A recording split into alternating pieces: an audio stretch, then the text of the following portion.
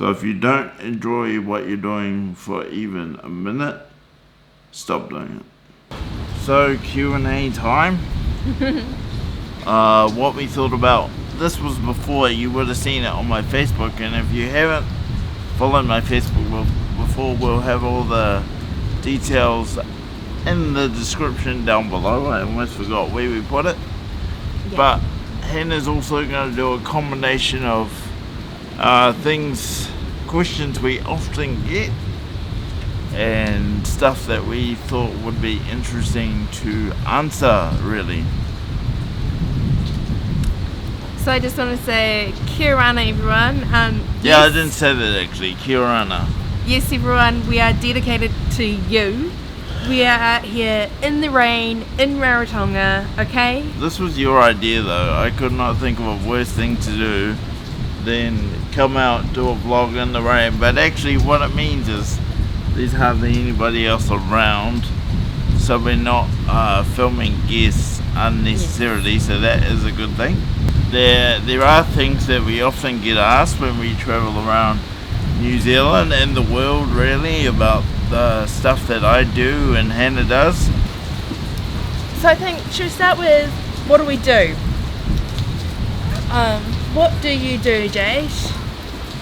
So I think I'd probably, for this video, I'd like to avoid talking about each individual function, because I think I could not think of anything more boring than discussing each individual function. But what I actually do is I position myself strategically to create opportunities and societal change for disabled people and their families. So I operate at different degrees of policy in New Zealand. I operate on organisational levels, I operate in operational levels, and I operate in policy as well. So look, I'm part of a vast array of very talented, very intelligent, most of them much more intelligent than me, people out there in the policy and strategic advice community. So to cover that bit off, that is what I do. And I've had the opportunity to travel around New Zealand and, you know, have conversations with disabled people and families about where things are up to for them, where the gaps are in the various systems, what we can do in terms of funding for families and disabled people, and just, yeah, you know, besides all that though, for me, the difference that I want to make is in the experience. Like, you know, advising on policy and strategy, and in some cases cabinet advice, it's okay, but what it comes down to for me is what does it mean at the end of the day for people and families. So it's a roundabout way of saying that I do a lot of thinking about how to make lives better generally. Yeah. I love that, and that's why I actually first started working with Jade, because making lives better for people is what I think is so important. And I'm Jade's assistant, for those who don't know, and I love that. If I can help in any way to make it possible to you do your work and you achieve, I'm doing more. Jade and Hannah, why don't you vlog when you're on your travels? Why can't you vlog every night? Why aren't you vlogging when you are in different cities? Love the rig. So it's getting really rainy now. There's one really good reason, and that's because a lot of the information that I get passed to me, and a lot of the information that I have to discuss is kind of sensitive. So I'd love to be holding up a camera everywhere I go, and I'd love to be filming everything that I experience, but The matter of fact is that some people don't like being on camera, and it's absolutely their right. Where I'm in public places, there's a bit of a grey area because I have the right to film whatever I want to film, so public places are a bit different. But most of the places where I am is not public places. One thing you forgot though is Jade's doing such hard work. He's got to rest. And the thing is, yes, it may not be even vlogging about his work, it's just about vlogging every night. It's that hotel Wi-Fi is terrible. We've tried to be able to stream, we've tried to be able to upload, and it takes a whole night to upload about half of a vlog file that I do, so yeah, it's not great. How did you get into vlogging? How I got into vlogging was, I started the Jade Farrar show as a way to capture my life for my daughter, actually, without getting soppy. I know I've talked about this on stream, but it really was about creating a way that my daughter could look back and understand a bit more about me and what I do, because I don't spend every day with my daughter, unfortunately, so I just wanted a way to document. And I guess up until that point I hadn't been introduced to documenting my life, and I don't think a lot of people do document. Yeah. And I'll just say, I don't ever think that I'm going to get 1 million views off my video. Yeah. When I hit 100 views, that's amazing. I've got one video with 1,000 views. So we're not talking massive view counts. I guess the way that I've approached this is that I'm very selfish with the Jade Farrar show, actually. Because it's really for me first, and I guess I'm trying to find the arbitrage to add value for other people and to inspire others to share their messages and their content. But first and foremost, it's actually about me, and it's actually about my family. That's where it came from. But it just so happened that people got really interested in some of the things I had to say. I think I've done 2 collabs that I can remember off the top of my head, but I feel like I want to say 3. I've got a podcast as well for those times where it's not suitable for a camera to be around, and at the time of filming this, the most recent podcast we did was with NZ Care. So yeah. So we've just had thunder out here. Probably gonna get hit by lightning, so hiding under a tiki.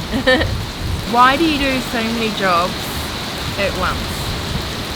Why do you not just do one? So I guess it comes back to what I said earlier about wanting to have influence at the different levels of policy.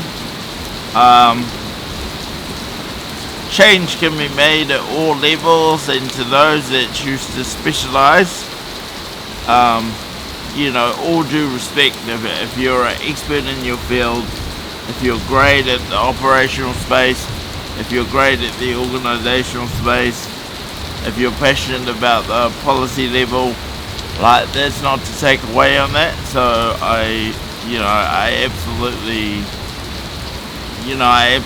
encourage you to keep doing that. But for me, I don't know, I needed to have a sense of each bit.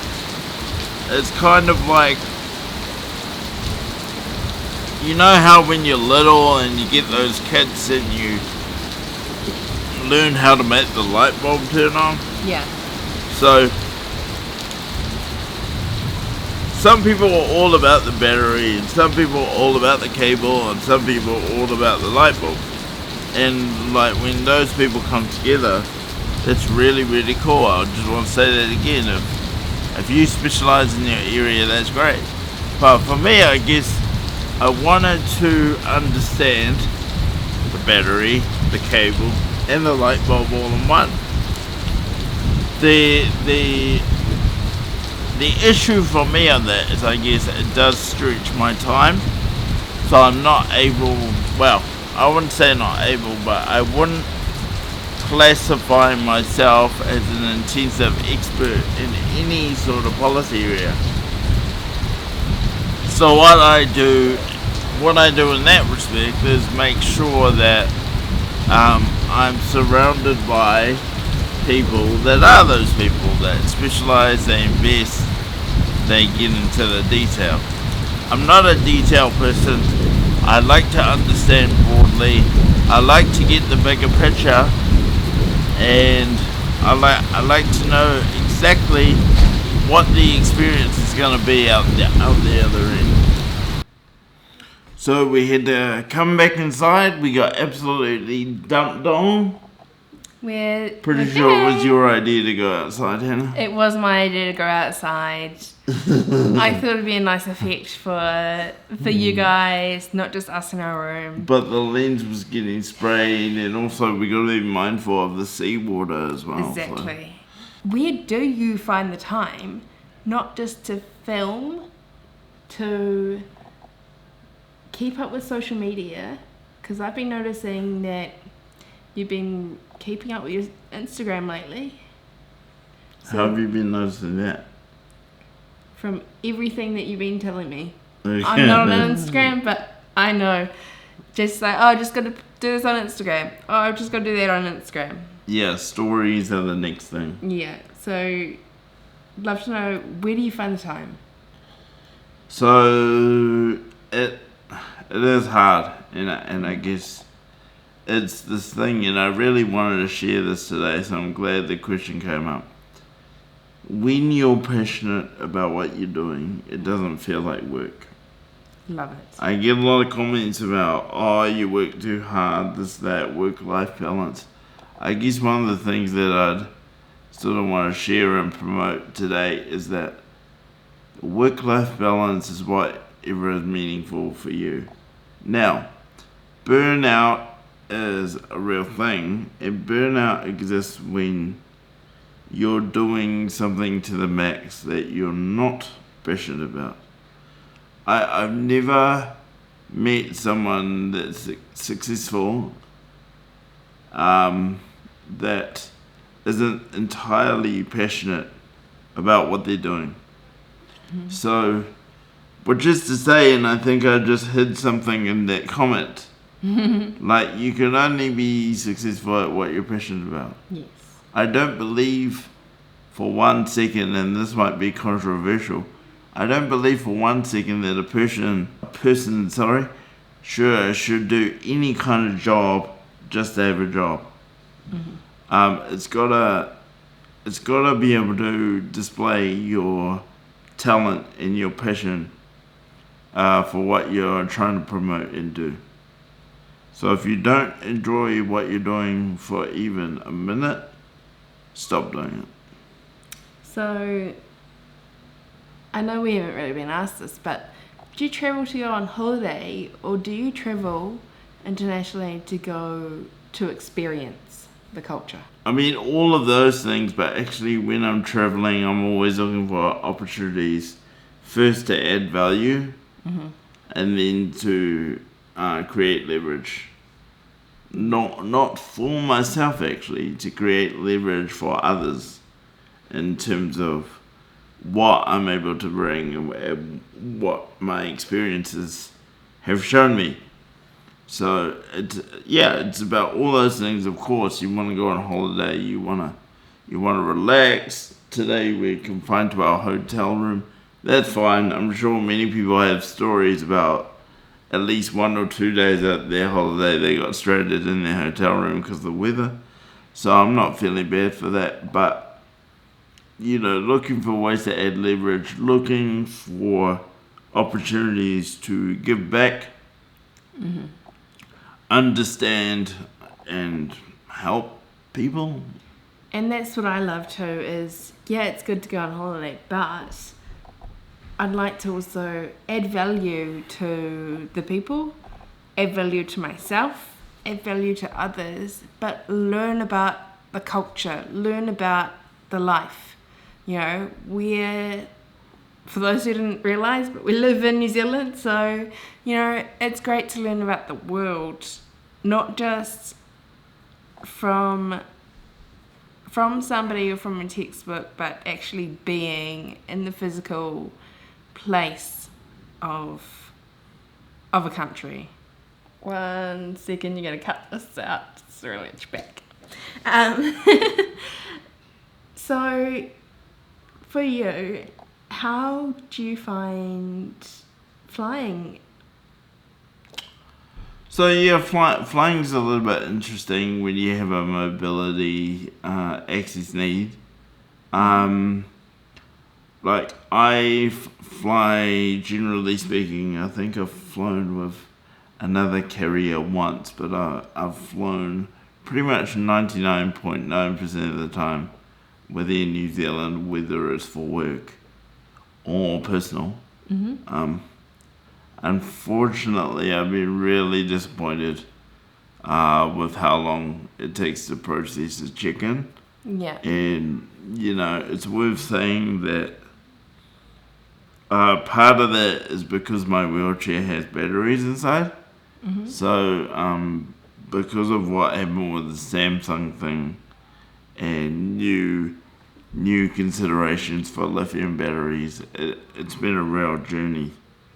I find a lot of stuff well-meaning, but I do get bombarded with a lot of the same questions that I've probably already answered before. So, look, I realise that I'm fortunate to be able to travel as part of the work I do. You know, just want to go back to that and say, obviously, really grateful for that opportunity. And when, you know, people ask me what my work looks like, I often get the raised eyebrows like that. So no, it's fun, and I'm fortunate, and you know, but more than that, you know, the reason I fly is not just to fly, but to meet, you know, really generous and articulate disabled people and families around the country. So yeah, thanks. What kind of food? What's your favourite food, Jade? Oh, so, yeah, what's interesting about that is probably my most favourite food is actually a food that I'm not allowed to eat anymore. So I'm low carb at this point. But my favourite food in all the world is spaghetti bolognese. And it has been since like 5 years old. 5 years old, wow. It's such a basic meal. I mean, it's very cucina povera. But I have always just loved it. There's something about that meal, you know, meat, carbs, you know, a tomato sauce done properly, garlic, you know, it just makes sense. And I'm a big fan of spaghetti. So interesting. And those for watching us who don't know what cucina povera is, what does that mean? Oh, it actually means, as far as I know, it means poor people's food. Yeah. So, not to disrespect anyone, but it just means basic food. That's what it means. Done right, and I do have But to just... poor people's food done right is better than Michelin star food. Yes, like, Yeah. I do have to tell you a bit of a story right now. It's like, I thought I was so flash making fettuccine for Jade, and he was almost crying by the end of it because I used cream. I didn't make it properly. Yeah, so real carbonara doesn't have cream in it. So I was really gutted when I saw Hannah with a cream bottle. Where'd you even get the recipe, or were you just making it up? Oh no, I think I got a recipe from somewhere online, and it obviously wasn't an Italian recipe and it wasn't authentic. So Yeah, because nobody that knows carbonara would have told you to make it like that. yeah, so Yeah. that's all right. It would be like, what's an example? It would be like making pancakes with olive oil instead of butter. It's kind of that. Yeah, it's kind of that approach. Yeah. So people also ask, does Jade cook? So do you cook? I mean, the truth is, I used to get involved in the kitchen quite a lot. And then, Hannah just started slowly getting really bossy and pushing me out. So the truth is that I'm not involved in the kitchen so much anymore. Well, I think that, Jade, you should get back in the kitchen with me, okay? So that was a mistake. It was. And I love it that you are And it's very stroppy in the kitchen. You are the head chef, okay? And I just want your advice always, okay? I don't mind saying, there's been very colourful times in our kitchen. There's been there's almost been tears on both sides during cooking. I think Hannah wants to be a good cook and she wants to take leadership on things, but I think when she makes really big mistakes, she doesn't know how to recover it. So no, and I see that the love and joy over Jade's face when I actually do something. He says, "Where's Hannah? Where's she gone?" And it's so sweet, okay? But I want to give amazing food, make amazing food, so I love cooking and I love being in the kitchen. So I don't necessarily get questions about this, but one thing that I wanted to talk about was mindset, because I noticed that the disability community, broadly speaking, not all, but most, have a tendency to limit themselves. Mm-hmm. And they develop really limiting internal messaging, that they're very absolute about what's possible and what isn't. I was saying to someone recently, I can't remember who, it was really recently, I can't remember. I said, I'm probably the most arrogant person that you'll ever meet, because I genuinely don't see any limits. So one of our first meetings, I said that I was probably the most arrogant person they would ever meet, because I literally put no limits whatsoever on my life. Yeah. On my life at all. Anything is possible, and if I go towards something and you tell me it's not possible, you're going to have to tell me why, and then I'm going to tell you how exactly we're going to overcome that obstacle, so you've just played yourself and wasted your oxygen. Yeah. Alright? So that's how it goes, and I don't know, I observe, and even Hannah finds that challenging at times, because in a lot of ways she's really smart, but I think in some ways too, she also believes to some extent that there are limits to the world, whereas I don't believe there are any at all. It's not even that, though, which is quite interesting. It's that, it might be something that I don't know how to do, but Jade will make it sound like he knows how to do it. But actually he's got no idea at all, but he's just going to do it. So I'm like, so what's your process of getting to do it? Yeah, no, So I believe that, it's definitely possible, but it's like, you don't know how to do it right now, so how are you going to get to that point? How are you going to, where do you start? Like, that's what I'm fascinated with, It's like, and I guess just do it. And I guess on that, you don't need to know. So a lot of people think they need to know every step in the Lego manual before they can achieve a big goal. And I've actually had this advice given to me. The way that you achieve big goals is you set small goals. Yeah. So what can I do today to achieve that goal? Yeah. And it's also about wanting to as well. It's also about going within yourself and pulling together your resources intellectually, emotionally, energy-wise, pulling those resources together and say, okay, we're going to get this thing done. Love it. Small goals every day get you to the big stuff. Yeah. That's how it works. Yeah.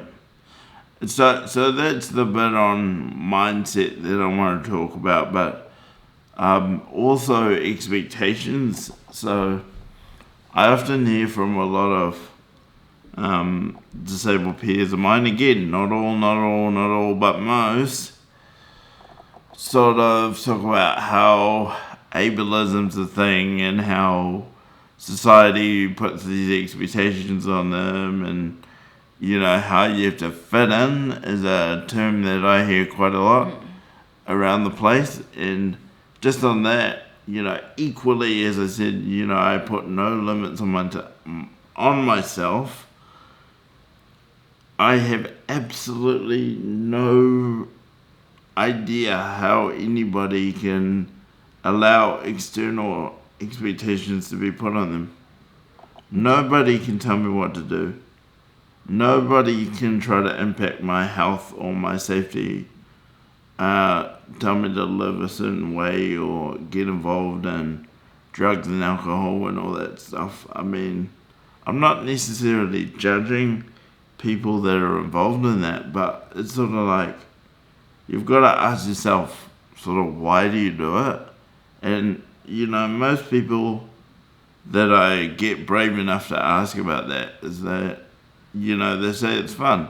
So that might be the case, but there are so many other things in the world that are fun and that are not going to impact your health. So just something to think about in terms of that. Do not ever allow somebody to compromise your health. Do not allow somebody to compromise your body.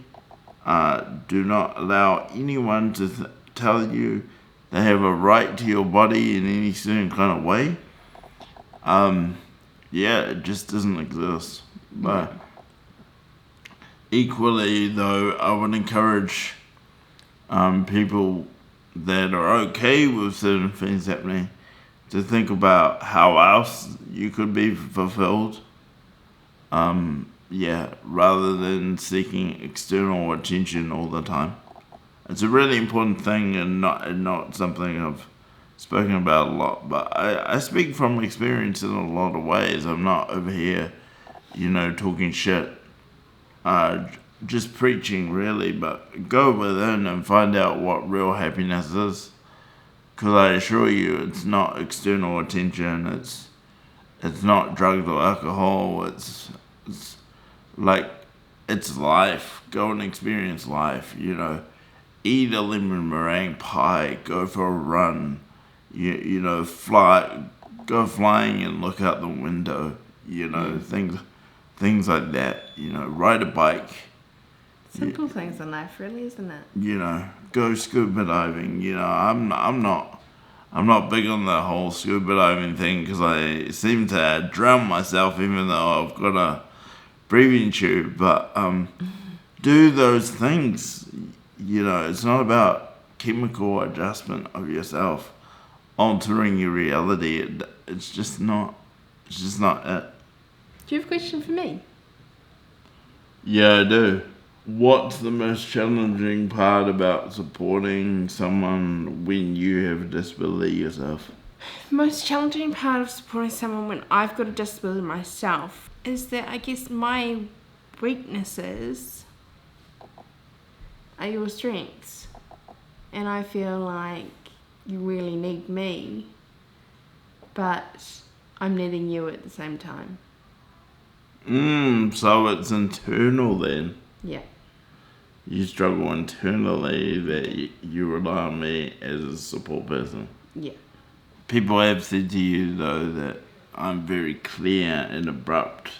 Yeah, people... And how do you deal with someone so clear and abrupt?